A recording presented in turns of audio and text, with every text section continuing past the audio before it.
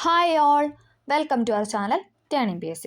അപ്പം നമ്മളിന്ന് ഡിസ്കസ് ചെയ്യാനായിട്ട് പോകുന്നത് 22/24 എന്നുള്ളൊരു ക്വസ്റ്റ്യൻ പേപ്പർ കോഡാണ്. അസിസ്റ്റൻറ്റ് പ്രിസൺ ഓഫീസറിൻ്റെ ക്വസ്റ്റ്യൻ പേപ്പറാണിത്. Assistant prison officer. നമുക്ക് സ്റ്റാർട്ട് ചെയ്യാം. ഫസ്റ്റ് ക്വസ്റ്റ്യൻ, ചുവടെ സൂചിപ്പിക്കുന്ന വ്യക്തിയെ തിരിച്ചറിയാനാണ് പറഞ്ഞിരിക്കുന്നത്. അത് വെച്ചിട്ട് വ്യക്തി ആരാന്ന് തിരിച്ചറിയാം. നമുക്കപ്പം ആ സ്റ്റേറ്റ്മെൻ്റ് ഒക്കെ നോക്കാം അല്ലേ. 1898 കൊടുങ്ങല്ലൂരിൽ ജനനം. 1898 കൊടുങ്ങല്ലൂരിൽ ജനനം. ഇന്റർനാഷണൽ കോൺഗ്രസിന്റെ സജീവ പങ്കാളിത്തം. പിൽക്കാലത്ത് സുഭാഷ് ചന്ദ്രബോസിന്റെ ഫോർവേഡ് ബ്ലോക്കിൽ ആകൃഷ്ടനായി. അൽ അമീൻ ദിനപത്രത്തിന്റെ സ്ഥാപകനും എഡിറ്ററും. ആരാണ് ഇതൊക്കെ വെച്ചിട്ട് നമുക്ക് ആളാരാന്ന് വെച്ചാൽ ആരാണ്? മുഹമ്മദ് അബ്ദുറഹ്മാൻ സാഹിബാണ്. ഓപ്ഷൻ ഡി, മുഹമ്മദ് അബ്ദുറഹ്മാൻ സാഹിബാണ്. 1898 കൊടുങ്ങല്ലൂരിൽ ജനനം. ഇന്റർനാഷണൽ കോൺഗ്രസിലെ സജീവ പങ്കാളിത്തം.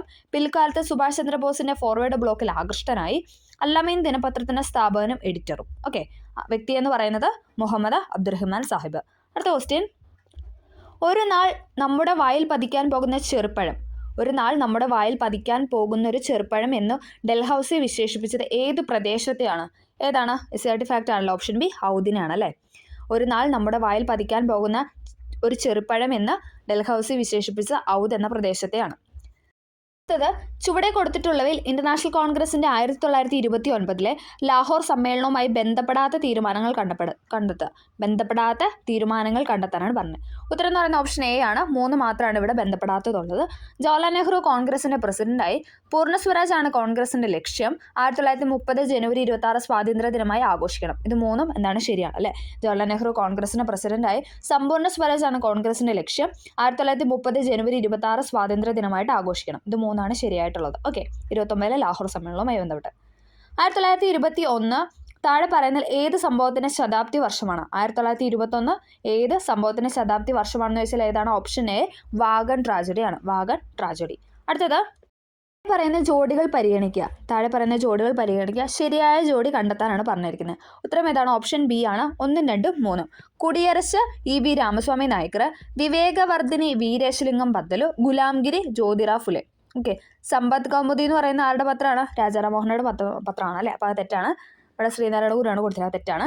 കുടിയരശ് EV രാമസ്വാമി നായ്ക്കർ, വിവേകവർദ്ധിനി വീരേശലിംഗം, ഗുലാംഗിരി ജ്യോതിറാവ് ഫുലെ. അടുത്തത്, താഴെ കൊടുത്തിട്ടുള്ളവയെ കാലഘടന അടിസ്ഥാനത്തിൽ ക്രമീകരിക്കാനാണ് പറഞ്ഞിട്ടുള്ളത്. ഏതാണ്? ഓപ്ഷൻ ഇവിടെ പറഞ്ഞിരിക്കുന്നതിൽ ഉത്തരം എന്ന് പറയുന്നത് ഓപ്ഷൻ സി ആണ്. ഏതാണ്? ഇംഗ്ലണ്ടിലെ മഹത്തായ വിപ്ലവം, അമേരിക്കൻ സ്വാതന്ത്ര്യ സമരം, ഫ്രഞ്ച് വിപ്ലവം, റഷ്യൻ വിപ്ലവം. ഇംഗ്ലണ്ടിലെ മഹത്തായ വിപ്ലവം, അമേരിക്കൻ സ്വാതന്ത്ര്യ സമരം, ഫ്രഞ്ച് വിപ്ലവം, റഷ്യൻ വിപ്ലവം. വളരെ പ്രസിദ്ധമായ മൂഗ സിൽക്ക് ഏത് സംസ്ഥാനവുമായി ബന്ധപ്പെട്ടിരിക്കുന്നു? മൂഗ സിൽക്സ് എവിടെയാണ്? മൂഗ സിൽക്സ് ഓപ്ഷൻ ബി, അസ്സാമിലാണ്. മൂഗ സിൽക്സ് അസ്സാമിലാണ്. GPS ഉപയോഗിച്ച ഒരു സ്ഥലത്തിന്റെ സ്ഥാനം കൃത്യമായി നിർണ്ണയിക്കുന്നതിന് ഏറ്റവും കുറഞ്ഞത് എത്ര ഉപഗ്രഹങ്ങളുടെ സിഗ്നൽ ആവശ്യമാണ്? ഏതാണ്? ഓപ്ഷൻ ഡി, 4 ഉപഗ്രഹമെങ്കിലും വേണം. GPS ഉപയോഗിച്ച് ഒരു സ്ഥലത്തിന്റെ സ്ഥാനം കൃത്യമായി നിർണ്ണയിക്കുന്നതിന് ഏറ്റവും കുറഞ്ഞത് 4 ഉപഗ്രഹങ്ങളുടെ സിഗ്നൽ ആവശ്യമാണ്. അടുത്തത്, ഒഡീഷയിലെ കോരാപുട്ട് ജില്ലയിൽ നിന്ന് ഉത്ഭവിക്കുന്ന ടെൽ നദി ഏത് നദിയുടെ പോഷക നദിയാണ്? ഫാക്റ്റ് ആണല്ലേ. ടെൽ എന്ന് പറയുന്നത് ഏത് നദിയുടെയാണ്? മഹാനദിയുടെ പോഷക നദിയാണല്ലേ. ടെൽ എന്ന് പറയുന്ന നദി ഏത് നദിയുടെ പോഷക നദിയാണെന്ന് വെച്ചാൽ മഹാനദിയുടേതാണ്. അടുത്തത്, ചുവടെ കൊടുത്തിരിക്കുന്നതിൽ റാബി വിളയുമായി മാത്രം കൃഷി ചെയ്തത് ഏത്? റാബി വിളയായി മാത്രം കൃഷി ചെയ്യുന്നത് ഏതെന്നാണ് ചോദിച്ചത്. ഏതാണ്? ഓപ്ഷൻ ഡി, ബാർലി പയർവർഗ്ഗം. ബാർലി പയർവർഗ്ഗം എന്ന് പറഞ്ഞാൽ റാബി വിളയാണ്. ഇന്ത്യയിൽ മൺസൂൺ മഴ ആദ്യം ലഭിക്കുന്ന പ്രദേശം ഏതാണ്? ഇന്ത്യയിൽ മൺസൂൺ മഴ ആദ്യം എത്തുന്നത് പശ്ചിമഘട്ടത്തിലാണ്. ഇന്ത്യയിൽ മൺസൂൺ മഴ ആദ്യം ലഭിക്കുന്ന പ്രദേശമാണ് പശ്ചിമഘട്ടം. തിപായ്മുഖ് ഡാം ഏത് രാജ്യങ്ങൾ തമ്മിലുള്ള തർക്കത്തിന് കാരണമാണ്? തിപായ്മുഖ് ഡാം ഏതാണ്? ഓപ്ഷൻ എ, ഇന്ത്യ ബംഗ്ലാദേശ് ആണ്. തിപായ്മുഖ് ഡാം ഏത് രാജ്യങ്ങൾ തമ്മിലുള്ള തർക്കത്തിന് കാരണമാണെന്ന് വെച്ചാൽ India Bangladesh. Tipaimukh dam India Bangladesh. Reserve bank of ഇന്ത്യയുടെ ഇപ്പോഴത്തെ ഗവർണർ ആരാണ്? റിസർവ് ബാങ്ക് ഈ ആൻസർ പ്രകാരം ശക്തികാന്ത ദാസ് ആണ്. അദ്ദേഹം മാറിയിട്ടുണ്ട്. ഇപ്പം നിലവിൽ ആരാണ് റിസർവ് ബാങ്ക് ഓഫ് ഇന്ത്യയുടെ ഗവർണർ എന്ന് പറയുന്നത്? നമ്മൾ കറണ്ട് അഫെയറിൽ പറഞ്ഞായിരുന്നു. ആരാണ്? സഞ്ജയ് മൽഹോത്രയാണ് അല്ലേ. നിലവിലെ റിസർവ് ബാങ്ക് ഓഫ് ഇന്ത്യയുടെ ഗവർണർ എന്ന് പറഞ്ഞാൽ സഞ്ജയ് മൽഹോത്രയാണ്. അടുത്തത്, താഴെ പറയുന്നതിൽ നബാർഡുമായി ബന്ധപ്പെട്ട ശരിയായ പ്രസ്താവന. നബാർഡുമായി ബന്ധപ്പെട്ട ശരിയായ പ്രസ്താവനയാണ് ചോദിച്ചിട്ടുള്ളത്. ഏതാണ്? ഉത്തരം എന്ന് പറയുന്നത് ഓപ്ഷൻ ഡി ആണ് അല്ലേ. 1, 2, 3 ഇതെല്ലാം എന്താണ്? ശരിയാണ്. ബി, ശിവരാമൻ കമ്മിറ്റിയുടെ ശുപാർശ പ്രകാരമാണ് നബാർഡ് രൂപീകരിക്കപ്പെട്ടത്. ശരിയാണ് അല്ലേ. ബി, ശിവരാമൻ കമ്മിറ്റിയുടെ ശുപാർശ പ്രകാരമാണ് നബാർഡ് രൂപീകരിക്കപ്പെട്ടത്. കൃഷിക്കും ഗ്രാമവികസനത്തിനുമായുള്ള ഭാരതത്തിലെ ദേശീയ ബാങ്കാണ് നബാർഡ്. കൃഷിക്കും ഗ്രാമവികസനത്തിനുമായുള്ള ഭാരതത്തിലെ ദേശീയ ബാങ്കാണ് നബാർഡ് എന്ന് പറയുന്നത്. നബാർഡിന്റെ ആസ്ഥാനം എവിടെയാണ്? മുംബൈയിലാണ്. നബാർഡിന്റെ ആസ്ഥാനം മുംബൈയിലാണ്. ബി ശിവരാമൻ കമ്മിറ്റിയുടെ ശുപാർശ പ്രകാരമാണ് നബാർഡ് രൂപീകരിക്കപ്പെട്ടത്. കൃഷിക്കും ഗ്രാമവികസനത്തിനുമായുള്ള ഭാരതത്തിലെ ദേശീയ ബാങ്കാണ് നബാർഡ്. നബാർഡിന്റെ ആസ്ഥാനം മുംബൈയാണ്. വരുമാനവും തൊഴിലും ഉറപ്പാക്കി 6429 കുടുംബങ്ങളെ 100 ദിവസത്തിനുള്ളിൽ അതിദാരിദ്ര്യത്തിൽ നിന്നും മോചിപ്പിക്കാൻ കേരള സംസ്ഥാനത്ത് കുടുംബശ്രീ നടപ്പിലാക്കുന്ന പദ്ധതി ഏതാണ്? ഓപ്ഷൻ ഡി ഉജ്ജീവനം പദ്ധതിയാണ്.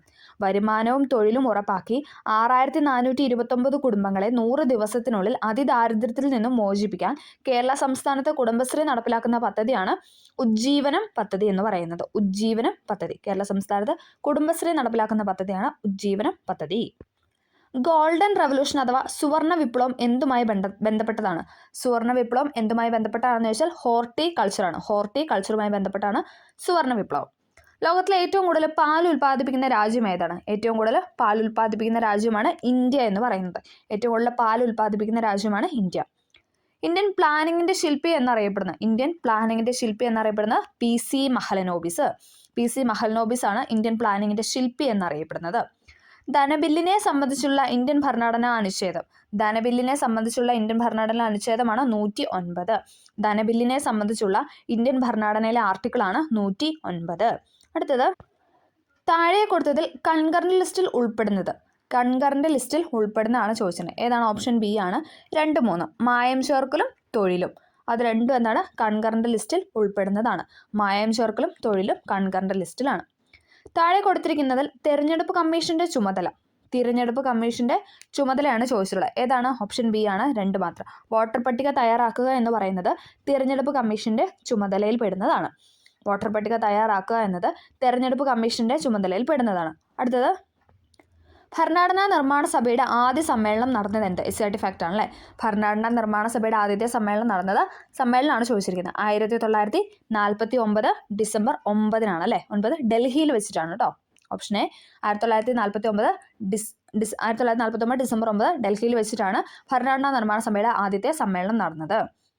തദ്ദേശ സ്ഥാപനങ്ങൾക്ക് ഭരണഘടനാപരമായ അംഗീകാരം നൽകണമെന്ന് 1989 ശുപാർശ ചെയ്തത് ആരാണ്? ഏത് കമ്മിറ്റിയാണെന്നാണ് ചോദിച്ചത്. ഏതാണ്? Option C PK Thungon committee. Repeated question ആണ്.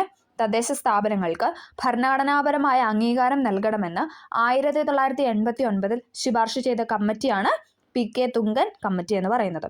അടുത്തത്, താഴെ കൊടുത്തിരിക്കുന്നതിൽ ഹൈക്കോടതിക്ക് നൽകാൻ കഴിയുന്ന ഉത്തരവുകളാണ് ചോദിച്ചിട്ടുള്ളത്. ഹൈക്കോടതികൾക്ക് നൽകാൻ കഴിയുന്ന ഉത്തരവ് ഏതാണ്? ഓപ്ഷൻ സി ആണ്. Habeas corpus, quo warranto, certiorari. ഇത് മൂന്നും റിട്ടാണ് അല്ലേ. റിട്ടുകളാണ് അല്ലേ. സുപ്രീം കോടതിക്കും ഹൈക്കോടതിക്കും പുറപ്പെടുവിക്കാൻ കഴിയുന്ന ഉത്തരവുകളാണ് നമ്മൾ റിട്ട് എന്ന് പറയുന്നത്. സുപ്രീം കോടതിക്കും ഹൈക്കോടതിക്കും മാത്രമേ പുറപ്പെടുവിക്കാൻ കഴിയൂ. അവർ പറയുന്ന ഉത്തരവിനെയാണ് നമ്മൾ റിട്ട് എന്ന് പറയുന്നത്. ഹെബിയസ് കോർപ്പസ്, കോവാറണ്ടോ, സെർഷ്യോറി എന്നൊക്കെ പറയുന്നത് എന്താണ്? ഇതൊക്കെ റിട്ടിൽ പെടുന്നതാണ്. ഓക്കെ. അടുത്തത്, താഴെ കൊടുത്തിരിക്കുന്ന നിർദ്ദേശക തത്വങ്ങളിൽ ഉൾപ്പെടുന്നതാണ് ചോദിച്ചിട്ടുള്ളത്. ഏതാണ്? 2ഉം 4ഉം. അന്തർദേശീയ സമാധാനം, സുരക്ഷിതത്വം, പരിസ്ഥിതി സംരക്ഷണം. പരിസ്ഥിതി സംരക്ഷണം. ഇത് രണ്ടും എന്താണ്? നിർദ്ദേശക തത്വങ്ങളിൽ ഉൾപ്പെടുന്നതാണ്. അന്തർദേശീയ സമാധാനം, സുരക്ഷിതത്വം, പരിസ്ഥിതി സംരക്ഷണം. അടുത്തത്, സ്വത്തവകാശത്തെ മൗലിക അവകാശങ്ങളുടെ പട്ടികയിൽ നിന്ന് ഒഴിവാക്കിയ ഭരണഘടനാ ഭേദഗതി ഏതാണ്? 44ാം ഭരണഘടനാ ഭേദഗതി അല്ലേ. 1978 44ാം ഭരണഘടനാ ഭേദഗതി പ്രകാരമാണ് സ്വത്തവകാശം മൗലിക അവകാശങ്ങളിൽ നിന്ന് നീക്കം ചെയ്തത്. അടുത്തത്, ഇന്ത്യൻ പാർലമെന്റ് ജമ്മു കാശ്മീർ പുനഃസംഘടനാ നിയമം അംഗീകരിച്ചത്. അംഗീകരിച്ചാണ് ചോദിക്കുന്നത്. ഏതാണ്? ഓപ്ഷൻ എ 2019 ഓഗസ്റ്റ് 5-നാണ്. 2019 ഓഗസ്റ്റ് 5-നാണ് ഇന്ത്യൻ പാർലമെന്റ് ജമ്മു കാശ്മീർ പുനഃസംഘടനാ നിയമം അംഗീകരിച്ചത്. 2019 ഓഗസ്റ്റ് 5-നാണ്. കേരളത്തിൽ 14ാം പഞ്ചവത്സര പദ്ധതിയുടെ കാലം, ആ ഒരു കാലഘട്ടമാണ് ചോദിക്കുന്നത്. കേരളത്തിലെ 14ാം പഞ്ചവത്സര പദ്ധതി കാലഘട്ടം ഏതാണ്? ഓപ്ഷൻ ബി 2022-27 വരെയാണ്. 2022 മുതൽ 2027 വരെയാണ് കേരളത്തിലെ 14ാം പഞ്ചവത്സര പദ്ധതിയുടെ കാലം എന്ന് പറയുന്നത്. താഴെ കൊടുത്തിരിക്കുന്നതിൽ കേരള സാമൂഹ്യ സുരക്ഷാ മിഷൻ പദ്ധതി അല്ലാത്തതാണ് ചോദിച്ചിട്ടുള്ളത്. ഏതാണ്? ഓപ്ഷൻ ഡി ആണ് 4 മാത്രം. താലോലം സ്നേഹപൂർവ്വം ശ്രുതി തരംഗം നമുക്ക് എഴുതാവുന്നതുള്ളൂ അല്ലേ. താലോലം സ്നേഹപൂർവ്വം ശ്രുതി തരംഗം എന്നൊക്കെ പറയുന്നത് കേരള സാമൂഹ്യ സുരക്ഷാ മിഷൻ പദ്ധതികളാണ്. അടുത്തത് കേരള സംസ്ഥാന സാമ്പത്തിക കമ്മീഷൻ രൂപം കൊണ്ട ഭരണഘടനാ അനുച്ഛേദം. കേരള സംസ്ഥാന സാമ്പത്തിക കമ്മീഷൻ രൂപം കൊണ്ട ഭരണഘടനാ അനുച്ഛേദമാണ് ഇതെന്ന് പറയുന്നത് ഓപ്ഷൻ എ 243 ഐയും 243 വൈയും. അയ്യും ഉണ്ട്, അതോടൊപ്പം വയ്യും ഉണ്ട്. കേരള സംസ്ഥാന സാമ്പത്തിക കമ്മീഷൻ രൂപം കൊണ്ട ഭരണഘടനയുടെ ആർട്ടിക്കിളാണ് 243 ഐയും 243 വൈയും. ഓക്കെ. അടുത്തത് 2023 ഏപ്രിൽ 1 മുതൽ പുതിയ ദേശീയ ഗ്രാമീണ തൊഴിലുറപ്പ് പദ്ധതിയിൽ കേരളത്തിലെ തൊഴിലാളികൾക്ക് ഒരു ദിവസത്തെ കൂലിയിൽ ഉണ്ടായ വർധനവാണ്. അതായത് ആ കൂലിയിൽ ഉണ്ടായ വർധനവ് എത്ര രൂപയാണെന്നാണ് ചോദിച്ചത്. എത്രയാണ് എല്ലാവർക്കും അറിയാം അല്ലേ. ഓപ്ഷൻ എ 22 രൂപയാണ്. റിപ്പീറ്റ് ചെയ്യുന്ന ക്വസ്റ്റൻ ആണ്. 2022 ഏപ്രിൽ 1 മുതൽ ദേശീയ ഗ്രാമീണ തൊഴിലുറപ്പ് പദ്ധതിയിൽ കേരളത്തിലെ തൊഴിലാളികൾക്ക് ഒരു ദിവസത്തെ കൂലിയിൽ ഉണ്ടായ വർധനവാണ് 22 രൂപ എന്ന് പറയുന്നത്. അടുത്തത് പട്ടിക 1 ആരോഗ്യക്ഷേമ പ്രവർത്തനങ്ങൾ, പട്ടിക 2 ഗുണഭോക്താക്കൾ എന്നിവയുമായി പൊരുത്തപ്പെടുന്ന ശരിയായ ഉത്തരം താഴെ നൽകിയിരിക്കുന്ന കോഡുകളിൽ നിന്ന് തിരഞ്ഞെടുക്കാനാണ് പറഞ്ഞിട്ടുള്ളത്. ഏതാണ് ഉത്തരം എന്ന് പറയുന്നത്? ഓപ്ഷൻ എ ആണല്ലേ. ഉത്തരം ഓപ്ഷൻ എ ആണ്. മന്ദഹാസം പദ്ധതി എന്ന് പറയുന്നത് ഏതാണ്? BPL വിഭാഗത്തിലെ മുതിർന്ന പൗരന്മാർക്കാണ്. മന്ദഹാസം പദ്ധതി എന്ന് പറയുന്നത് BPL വിഭാഗത്തിലെ മുതിർന്ന പൗരന്മാർക്ക്. സമന്വയ പരിപാടി അത് ആർക്കാണ്? ട്രാൻസ്ജെൻഡേഴ്സിനാണ് അല്ലേ. സമന്വയ പരിപാടി എന്ന് പറയുന്നത് ട്രാൻസ്ജെൻഡേഴ്സിനാണ്. ഇനി അഭയകിരണം പദ്ധതി ആരുമായിട്ട് ബന്ധപ്പെട്ടാണ്? അഭയകിരണം എന്ന് പറയുന്നത് നിരാലംബരായ വിധവകളെ പറ്റിയിട്ടുള്ളതാണ് അഭയകിരണം പദ്ധതി എന്ന് പറയുന്നത്. നിരാമയ ആരോഗ്യ ഇൻഷുറൻസ് സ്കീം അതാർക്കാണ്? ഭിന്നശേഷി ഉള്ളവർക്കാണ് അല്ലേ. നിരാമയ ആരോഗ്യ ഇൻഷുറൻസ് സ്കീം എന്ന് പറയുന്നത് ഭിന്നശേഷി ഉള്ളവർക്കാണ്. മന്ദഹാസം പദ്ധതി BPL വിഭാഗത്തിലെ മുതിർന്ന പൗരന്മാർ, സമന്വയ പരിപാടി ട്രാൻസ്ജെൻഡേഴ്സ്, അഭയകിരണം പദ്ധതി നിരാലംബരായ വിധവകൾ, നിരാമയ ആരോഗ്യ ഇൻഷുറൻസ് സ്കീം എന്ന് പറയുന്നത് ഭിന്നശേഷി ഉള്ളവർക്ക് വേണ്ടിയിട്ടാണ്. ഓക്കെ. അടുത്തിടെ ലോകാരോഗ്യ സംഘടന R21 മെട്രിക്സ് M വാക്സിൻ ഏത് രോഗത്തെ പ്രതിരോധിക്കാനാണ് മുൻകൂർ യോഗ്യതയോട് കൂടെ അംഗീകരിച്ചതെന്നാണ് ചോദിക്കുന്നത്. ഏതാണ്? ഓപ്ഷൻ ഡി മലേറിയയ്ക്ക് വേണ്ടിയിട്ടാണ്. മലേറിയ. അടുത്തിടെ ലോകാരോഗ്യ സംഘടന R21 മെട്രിക്സ് M വാക്സിൻ ഏത് രോഗത്തെ പ്രതിരോധിക്കാനാണ് മുൻകൂർ യോഗ്യതയോട് കൂടെ അംഗീകരിച്ചതെന്ന് ചോദിച്ചാൽ മലേറിയ ആണ്. Option D malaria. താഴെ നൽകിയിരിക്കുന്ന അവകാശവാദവും കാരണവും ശ്രദ്ധാപൂർവം വായിച്ച് ശരിയായ ഓപ്ഷൻ തിരഞ്ഞെടുക്കാനാണ് പറഞ്ഞിട്ടുള്ളത്. ഉത്തരം എന്ന് പറയുന്നത് ഓപ്ഷൻ സി ആണ്. വാദം ശരിയാണ്, കാരണം തെറ്റാണ്. ഓക്കെ. അപ്പോൾ നമുക്ക് ശരിയായിട്ടുള്ള വാദം ഒന്ന് കേൾക്കാം. ഏതാണ്? ഹൃദയമിടിപ്പ് നിലയ്ക്കുമ്പോൾ അത് ഹൃദയസ്തംഭനം എന്നറിയപ്പെടുന്നു. ഹൃദയമിടിപ്പ് നിലയ്ക്കുമ്പോൾ എന്താണ്? അതിനെ ഹൃദയസ്തംഭനം എന്നാണ് പറയുന്നത്. അത് ശരിയാണ് അല്ലേ. ഓക്കെ. അതാണ് ഇവിടെ ശരിയായിട്ട് കൊടുത്തിട്ടുള്ളത്. താഴെ പറയുന്ന പ്രസ്താവനയിൽ ബെർബറിയെ സംബന്ധിച്ച് ശരിയായ ഓപ്ഷൻ തിരഞ്ഞെടുക്കാനാണ് പറഞ്ഞിരിക്കുന്നത്. ബെർബറിയെ സംബന്ധിച്ച് ശരിയായ ഓപ്ഷൻ ഏതാണ്? ഉത്തരം എ ആണ്. 2, 4, 5. തയാമിൻ്റെ അഭാവം മൂലം ഉണ്ടാകുന്ന രോഗം അല്ലേ. B1 ആണ് തയാമിൻ. തയാമിൻ്റെ അഭാവം മൂലം ഉണ്ടാകുന്ന രോഗമാണ് ഇതെന്ന് പറയുന്നത് ബെർബറി എന്ന് പറയുന്നത് അല്ലേ. തയാമിൻ എന്ന് പറയുന്നത് B1 ആണ്. B1ൻ്റെ അഭാവം മൂലം ഉണ്ടാകുന്ന രോഗമാണ് ബെർബറി. ഈ രോഗം കൂടുതലുള്ള രാജ്യങ്ങളിൽ പ്രധാന ഭക്ഷണമായി മിനുക്കിയ അരി ഉൾപ്പെടുന്നതായി കണ്ടുവന്നു. അതായത് ഈ കുത്തിരി അല്ലേ, ഇങ്ങനെ കോട്ടിങ്ങോട് കൂടിയിട്ടുള്ള അരി എന്നാണ് ഉദ്ദേശിച്ചത്. ഈ രോഗം കൂടുതലുള്ള രാജ്യങ്ങളിൽ എന്താണ് പ്രധാന ഭക്ഷണം അല്ലേ. നമ്മൾ പറയാറുണ്ട് തവിട് അടങ്ങിയ അരി കഴിക്കണമെന്ന് പറയാറുണ്ട് അല്ലേ. അതിൽ നിന്നാണ് നമുക്ക് കിട്ടുന്നത് തയാമിൻ കിട്ടുന്നത്. തവിട് അടങ്ങിയ കണക്ട് ചെയ്താൽ മതി. തവിടിൽ നിന്നാണ് തയാമിൻ കിട്ടുന്നത്. ഓക്കെ. ഈ രോഗം കൂടുതലുള്ള രാജ്യങ്ങളിലെ പ്രധാന ഭക്ഷണമായി മിനുക്കിയ അരി ഉൾപ്പെടുന്നതായി കണ്ടുവരുന്നു. ന്യൂറൈറ്റീസ്, പക്ഷാഘാതം, പേശിവേദന, മാനസിക വളർച്ച, ഹൃദയസ്തംഭനം എന്നിവയാണ് ലക്ഷണങ്ങൾ എന്ന് പറയുന്നത്. എന്തൊക്കെയാണ്? ന്യൂറൈറ്റീസ്, പക്ഷാഘാതം, പേശിവേദന, മാനസിക തകർച്ച, ഹൃദയസ്തംഭനം എന്നിവയാണ് ഇതിൻ്റെ ലക്ഷണങ്ങൾ എന്ന് പറയുന്നത്. ഓക്കെ. അടുത്തത് 2023 ഐക്യരാഷ്ട്രസഭയുടെ കാലാവസ്ഥാ വ്യതിയാന സമ്മേളനം അഥവാ COP28 നടന്നത് ഏത് രാജ്യത്താണെന്നാണ് ചോദിച്ചത്. ഏതാണ്?